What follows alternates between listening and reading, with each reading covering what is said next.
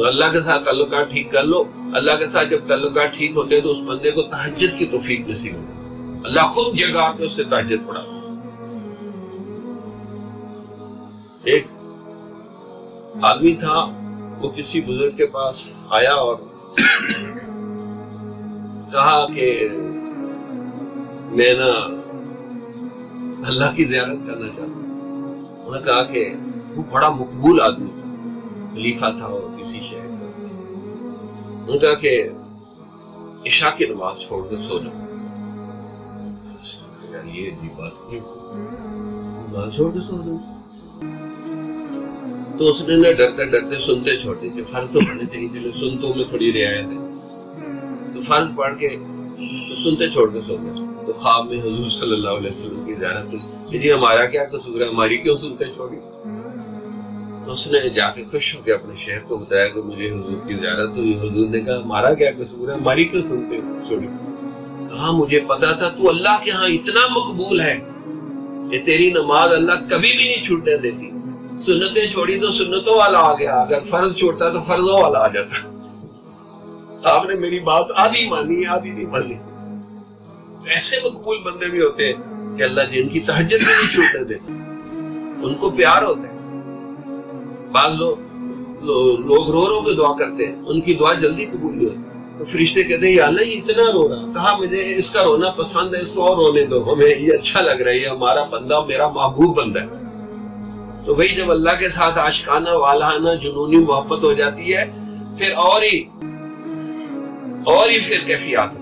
کبھی حیرت, کبھی مستی, کبھی آہ سحر گاہی, بدلتا ہے ہزاروں رنگ میرا درد مہجوری. پھر ہزاروں کیفیات آتی. تو اللہ کے ساتھ تعلقات درست کر لیں. ہمارے اللہ کے ساتھ تعلقات خراب ہیں. حیران ہے اس زمانے میں, جی انڈیا سے تعلقات اچھے کر لو, امریکہ سے کر لو, روس سے کر لو, فلانے سے کر لو, اور اللہ کے ساتھ تعلقات خراب ہیں. تو اللہ کا جو سب کا تبارک الذی بیدہ الملک وہو, جی تبارک الذی شروع ہو رہی نا کہ ہر قسم کی بادشاہی میرے قبضے میں. جب اللہ کے ساتھ تعلقات ٹھیک ہو جائیں گے تو پھر بندہ ولا یخافون لومۃ لائم, وہ کسی سے ڈرے گا نہیں.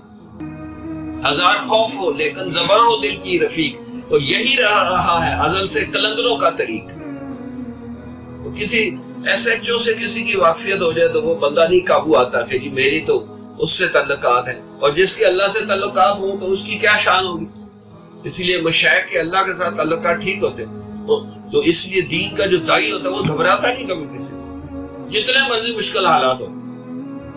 جیل میں بھی بند کر دو تو وہ وہاں بھی درس قرآن دینا شروع کر دے گا, وہ وہاں بھی اللہ اللہ کرنا شروع کر دے گا, اس کو کیا. اس لیے اللہ سے تعلقات درست ہونے چاہیے. جب اللہ سے تعلقات ہو جاتے ہیں تو فرض نمازیں بھی ہوتی ہیں, نفل نمازیں بھی ہوتی ہیں, اور بندہ پھر ہر وقت اللہ کو یاد رکھتا ہے. ہم تمہارے ہو گئے, تم ہمارے ہو گئے, دونوں طرف سے اشارے ہو گئے, پھر یہ کیفیت نصیب ہے. تو اللہ کے ساتھ تعلقات ٹھیک ہے.